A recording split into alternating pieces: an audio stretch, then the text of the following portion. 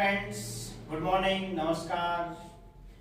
सभी का राजहंस defence academy Bansur के यूट्यूब चैनल पर स्वागत है।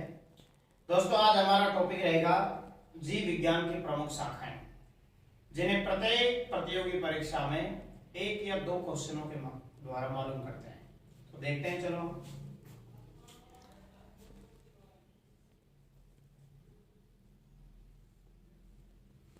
सबसे पहले हम बात करें साइटोलॉजी।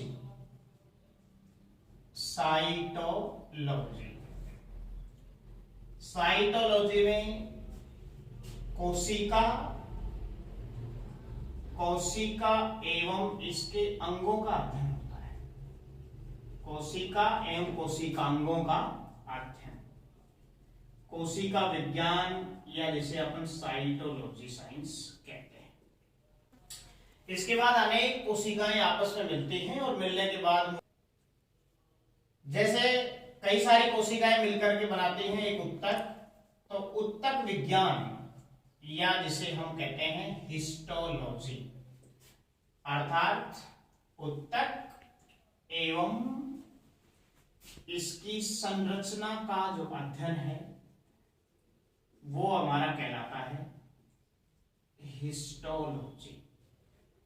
विशेष ध्यान रखेंगे, अच्छी बातें हैं। नेक्स्ट हम देखें माइकोलॉजी। देखो, एक साइंटिस्ट थे माइकेली साइंटिस्ट, जिन्होंने कवक विज्ञान जिसे हम फंगल साइंस, फंजाई या माइकोलॉजी के नाम से जानते हैं, जिसमें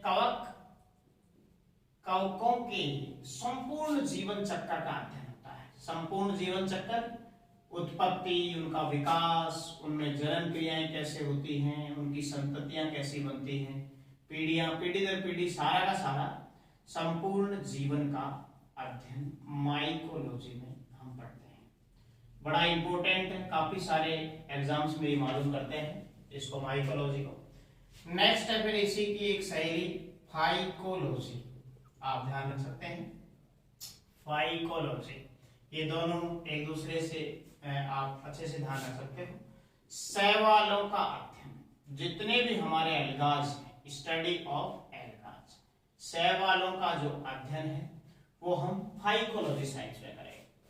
इसके बाद में हम चर्चा करें इकोलॉजी साइंस।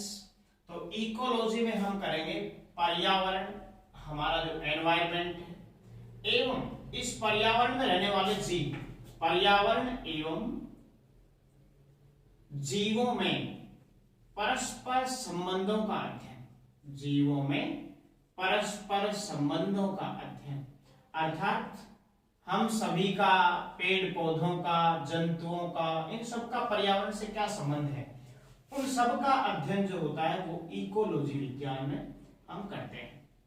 एक आती है फिर इसी से संबंधित इडेफोलॉजी। आप इसमें पढ़ते हैं मृदा, यानी कि हमारी जो मिट्टी है, सोइल जो है, मृदा एवं इसके संगठन का अध्ययन, मृदा एवं इसके संगठन का अध्ययन इडेफोलॉजी कहलाएगा। तो हम ध्यान रख सकते हैं इस प्रकार से। इसके बाद में हम ध्यान रख सकते हैं एक वायरोलॉजी, बहुत ही शानदार नाम है वायरोलॉजी। वायरो मतलब वायरस और वायरस मतलब विषाणु, तो विषाणु विज्ञान, विषाणुओं के जीवन चक्र का अध्ययन, विषाणु एवं इससे उत्पन्न रोगों का अध्ययन। विषाणु और विषाणु से जितने भी रोग उत्पन्न होंगे, अगर अलग अलग टॉपिक्स में पढ़ेंगे, जैसे विषाणु जनित रोग पढ़ेंगे अपन, कवकों वाले रोग पढ़ेंगे, कौन कौन से कवक से बीमारी होती है, कौन सी बीमारी विषाणु से संक्रमित होती है, जीवाणु, ये सब बातें अपन पढ़ने वाले। विषाणु एवं इससे उत्पन्न रोगों का अध्ययन, जो संपूर्ण अध्ययन है वो वायरोलॉजी साइंस में आता है। बड़ा ही सिंपल है प्रश्न, आर्मी के लिए सबसे इंपॉर्टेंट प्रश्न है, इसको ध्यान रखें। इसके बाद में एक जीवाणु विज्ञान, जिसको आप कहते हैं, हम कहते हैं बैक्टीरियोलॉजी। बैक्टीरिया मींस जीवाणु और लॉजिलॉगस मींस अपन ने प्रीवियस क्लास में देखा था, टू स्टडी मतलब अध्ययन करना। तो जीवाणु विज्ञान का अध्ययन हमारे पास में बैक्टीरियोलॉजी कहते हैं, अर्थात जीवाणु एवं इससे संक्रमित होने वाली बीमारी। जीवाणु एवं इससे उत्पन्न होने वाले रोगों की जो अध्ययन है, study of disease which are caused from bacteria called bacterial disease, उत्पन्न होने वाले रोगों का अध्ययन। तो ये अपन इसमें करेंगे। इसके बाद में अपन चर्चा करेंगे, एक विज्ञान आती है हमारी जीव विज्ञान की शाखा टैक्सोनॉमी। टैक्सोनॉमी में अपन जीवों को बांटते हैं, अर्थात जीवों को उनकी समानता, असमानता, नामकरण, उनकी पहचान, उनके अलग अलग वर्गों के आधार पर उनको अपन वर्गीकृत करते हैं, बांटते हैं, विभक्त करते हैं।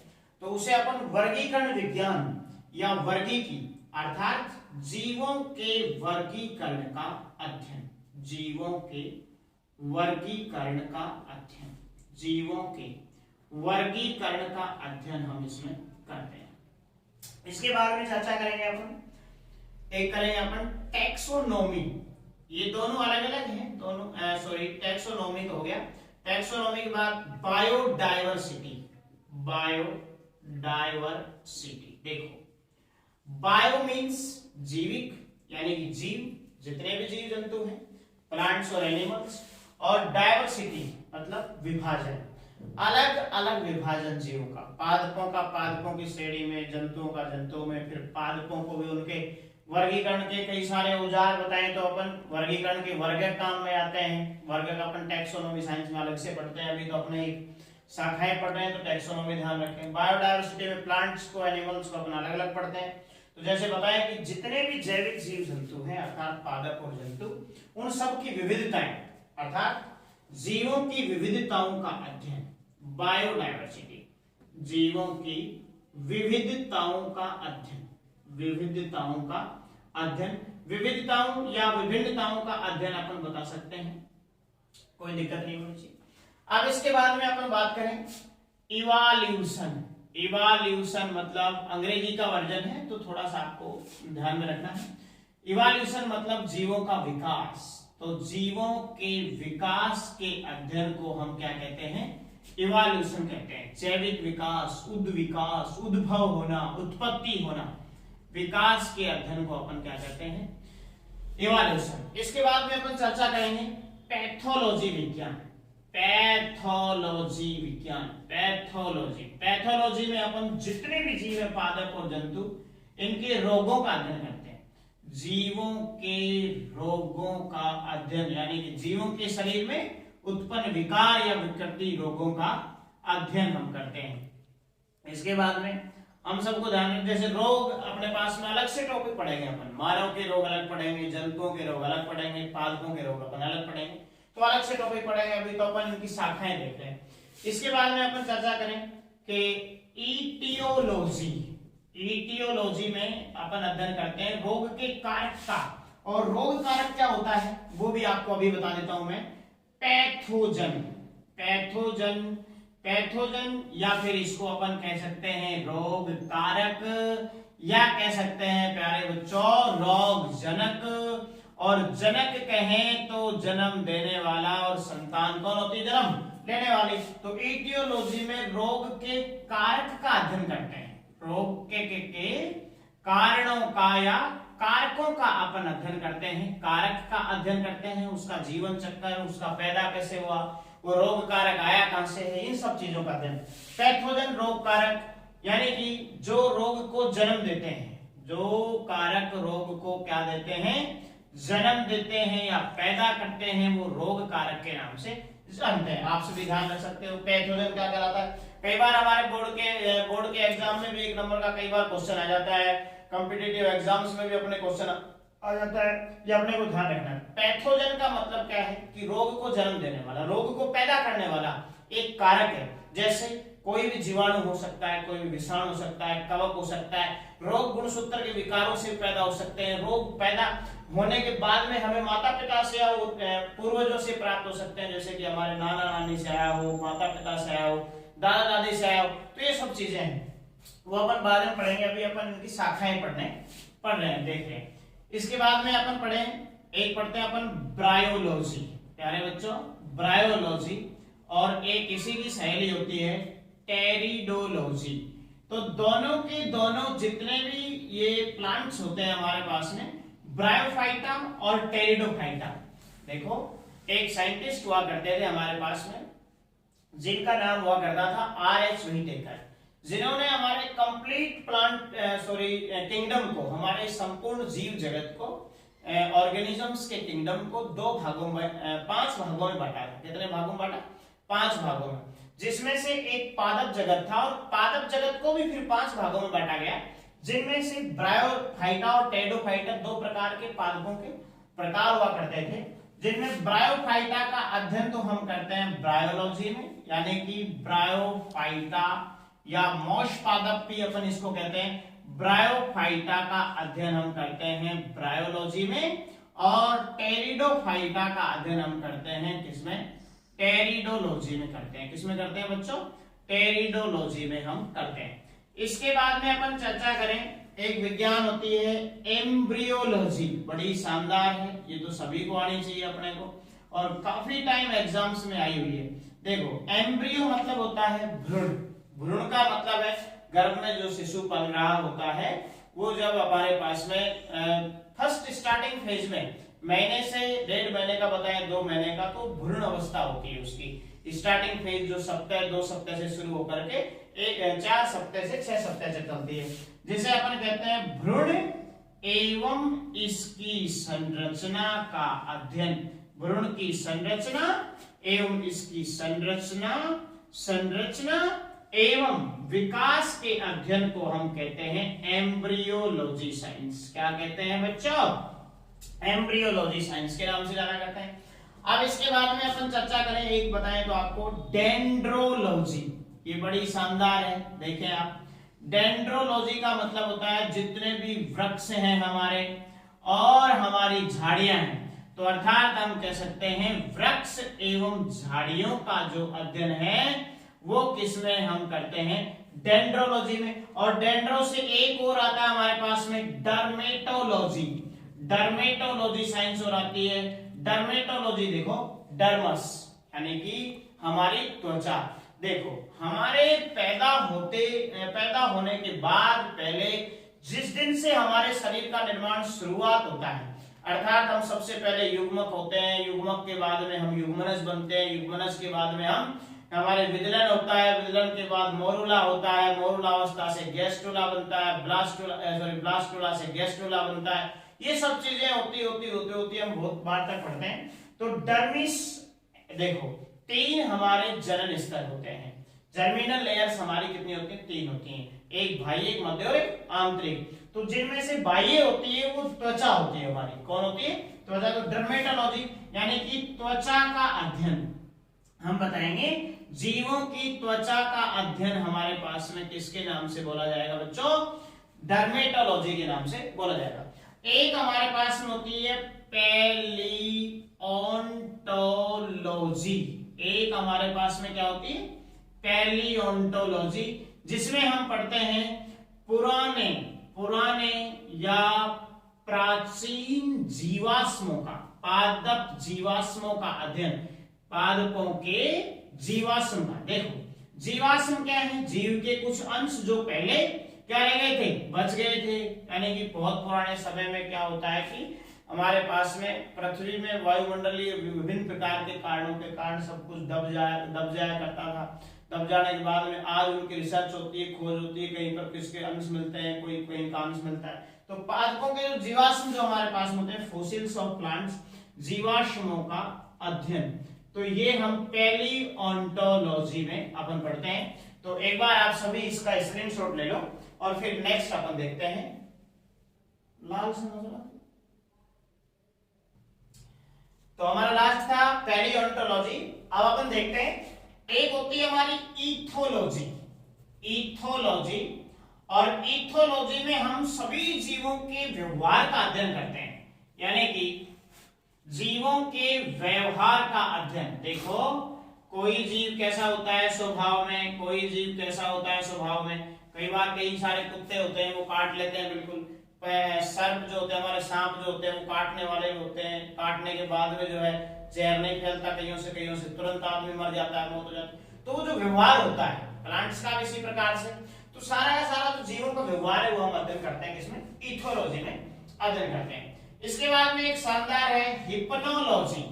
हिप्नोलॉजी में हम प्यारे बच्चों अध्ययन करते हैं किसका, नींद का अध्ययन। जो हमें नींद आती है ना, सोते हैं हम, तो उसका जो अध्ययन होता है साइंटिस्ट जो करते हैं वो उस विज्ञान क्या कहलाती है, हिप्नोलॉजी के नाम से जानते हैं। इसके बाद में अपन चर्चा करेंगे सोरोलॉजी। तो सोरोलॉजी में जो हमारी छिपकली होती है, छिपकली का अध्ययन होता है। तो ध्यान रखना है प्यारे बच्चों, छिपकली का अध्ययन किसमें होता है, सोरोलॉजी में होता है। और एक सोरो से हमारे पास निकल के आती है सर सार्कोलॉजी। तो क्या बता सकते हैं अपन, सार्कोलॉजी। और सार्कोलॉजी में अपन मांसपेशियों या मसल्स का, या फिर अपन बता सकते हैं पेशियों का अध्ययन, पेशियों का क्या करते हैं बच्चों, अध्ययन करते हैं। अब आप कहोगे गुरुजी जो सार्कोलॉजी को अपन मायोलॉजी भी कह सकते हैं क्या, बेटा बिल्कुल कह सकते हो आप, मायोलॉजी भी आप ध्यान रख सकते हो। इसके बाद में अपन एक पढ़ते हैं मेरे लाडले बच्चों कॉन्ड्रोलॉजी।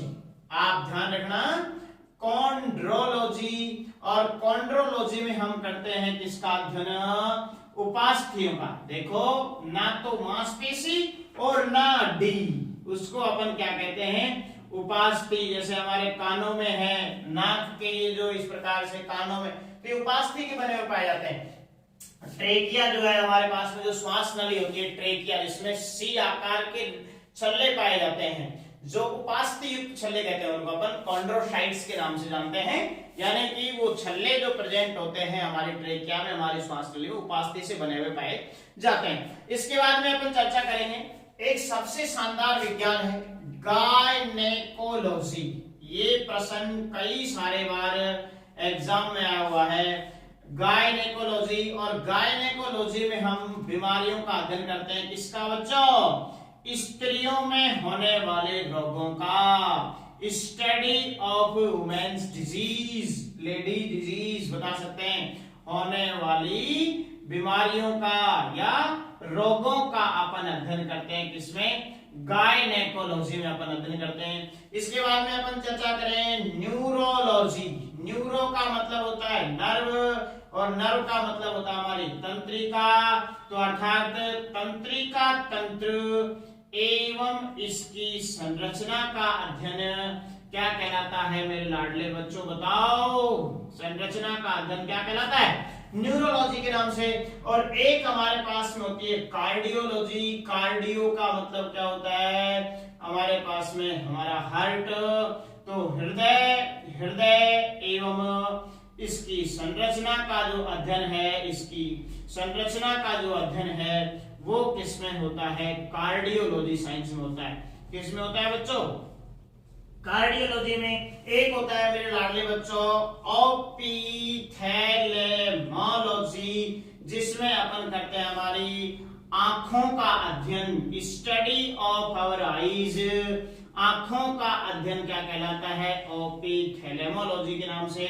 एक होता है लाडले बच्चों ओडोंटोलॉजी। ओडोंटोलॉजी में हम अध्ययन करते हैं हमारे दांतों का अध्ययन करते हैं। किसका अध्ययन करते हैं लाडले बच्चों, दांतों का अध्ययन, स्टडी ऑफ आवर टीथ। हमारे दांतों का अध्ययन होगा ओडोंटोलॉजी में।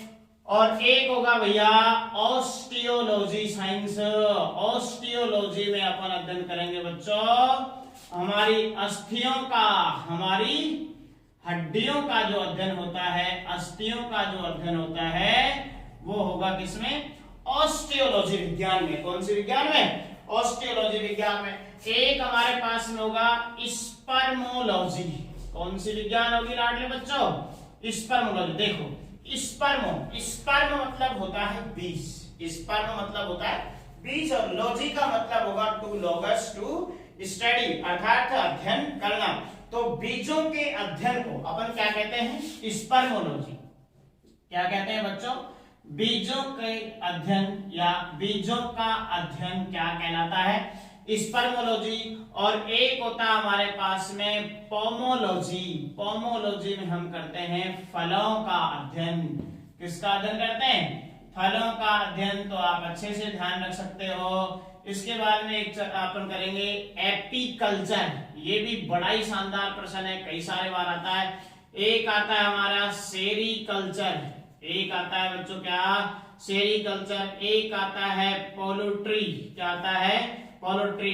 एक आता है हमारे पास में मत्स्यिकी या एपीकल्चर को अपन कहते हैं मधुपालन। तो मधुपालन से समझ में आया, यानी कि मधुमक्खी पालन, मक्खी पालन। सेरीकल्चर को अपन कहते हैं रेशम कीट पालन, जो रेशम कीट से हमारे कपड़े बनते हैं, रेशम से हमारे कपड़े बनते हैं, रेशम कीट पालन। और इसके बाद पोल्ट्री को अपन कुक्कुट भी कहते हैं, और कुक्कुट से ध्यान आया क्या, मुर्गी पालन। मुर्गी पालन, जो मुर्गी पालन में जो मुर्गियां रखते हैं फार्म्स में, मुर्गी पालन। मत्स्यिकी, मछली, तो मछली पालन को क्या कहते हैं लाडले बच्चों, मछली पालन को अपन क्या कहते हैं बताओ, मत्स्यिकी के नाम से जानते हैं। इसके बाद में अपन चर्चा करें, मधुमक्खी पालन हो गया हमारे पास में, मृदा का, बीज का। और इसके बाद हम एक चर्चा और करें कि हिमेटोलॉजी विज्ञान, ये भी बड़ी शानदार विज्ञान है। हिमेटोलॉजी, ये जो हमारा ब्लड होता है, रक्त होता है, तो रक्त की संरचना सबसे इंपॉर्टेंट प्रश्न है, ध्यान रखना बच्चों।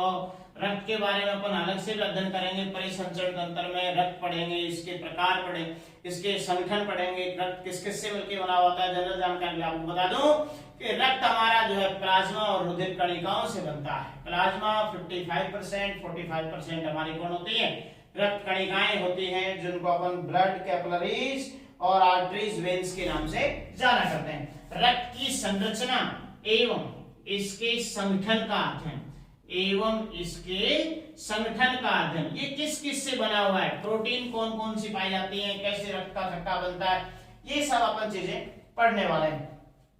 एक बार आप इसका सभी स्क्रीनशॉट ले लीजिए, उसके बाद में फिर नेक्स्ट करते हैं।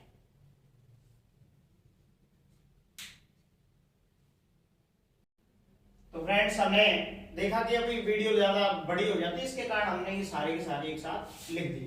तो देखेंगे अभी एक बार मैमोलॉजी। देखो, मैमल्स जो हमारे होते हैं, स्तनधारी जो होते हैं, तो मैमोलॉजी में आते हैं। तो स्तनधारी, जिनमें स्तनधारियों का जो भी हम भी स्तनधारियों की श्रेणी में आते हैं, जो भी मतलब कुत्ता है, बिल्ली है, बंदर है, चिंपैंजी, ये सभी मैमल्स में आते हैं, गाय है, भैंस है।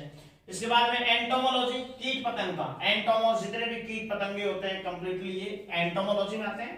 टेटोलॉजी में उपार्जित लक्षणों का अध्ययन। देखो, हम सभी ने उपार्जित यानी कि अर्जित किए, हमारे पीढ़ियों से, हमारे पूर्वजों से जो लक्षण हमने लिए हैं, उन सब का अध्ययन टेटोलॉजी में हम करते हैं। सिस्मोलॉजी में भूकंप का अध्ययन, सिस्मोग्राफ क्या होता है, भूकंप मापी होता है।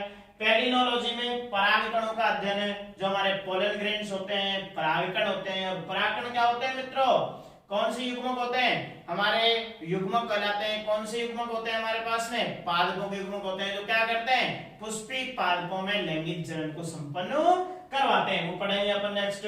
पेलिनोलॉजी में परागकणों का अध्ययन होगा। हाइड्रोपोनिक्स में देखो, अभी कोई ऐसा टब ले लेते हैं जिसमें पानी पानी है, केवल मिट्टी नहीं, और उसमें हम फसल पैदा कर रहे हैं। देखो, तो बिना, जो अपने कहा बिना मिट्टी जल में पादपों का संवर्धन का अध्ययन, पादपों के संवर्धन का अध्ययन अपन पढ़ेंगे, कि जो भी पादपों का संवर्धन बिना किसी मिट्टी के केवल जल में हो, तो उसे अपन हाइड्रोपोनिक्स के नाम से बोलेंगे।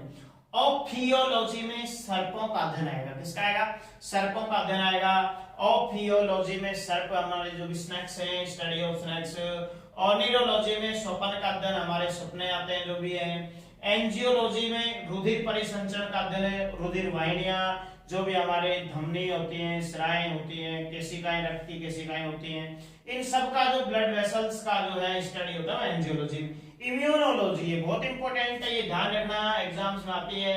देखो, आज हम सभी क्या करते हैं, रोगों से लड़ने की एक क्षमता रखते हैं हमारे बॉडी में, जिसे हमारे बॉडी में क्या कहते हैं, हम उसको रोग प्रतिरोधक क्षमता, एंटी इम्यूनिटी प्रेजेंट होती है हमारे बॉडी में। वो क्या करती है, कोई भी रोगाणु हमारे शरीर में प्रवेश करता है तो उसे मार देती है, और हमें हमारे उस रोग से क्या करती है, बचाती है। तो वो प्रतिरोधक क्षमता होती है। तो उस प्रतिरक्षा विज्ञान का, जो प्रतिरक्षा विज्ञान होती है, प्रतिरक्षा तंत्र जो हमारा बॉडी होता है, वो आगे बढ़ेंगे अपन लिम्फोसाइट्स, लिम्फ सिस्टम, प्रतिरक्षा सिस्टम में दो प्रकार के लिम्फोसाइट बनते हैं, बी बनता है, टी बनता है, कहां से बनते हैं, कहां उत्पत्ति होती है, ये सब बातें अपन नेक्स्ट पढ़ेंगे। अभी तो अपने को ये ध्यान रखना है कि इम्यूनोलॉजी क्या होता है, प्रतिरक्षा विज्ञान का अध्ययन है। राइनोलॉजी में जो हमारा नाक होता है, इसकी संरचना, नाक का कार्य क्या है, देखो नाक का कार्य क्या होता है, गंध को, दुर्गंध को सूंघना, सुगंध को सूंघना और हमारे को ऑक्सीजन देना, कार्बन डाइऑक्साइड बाहर निकालना।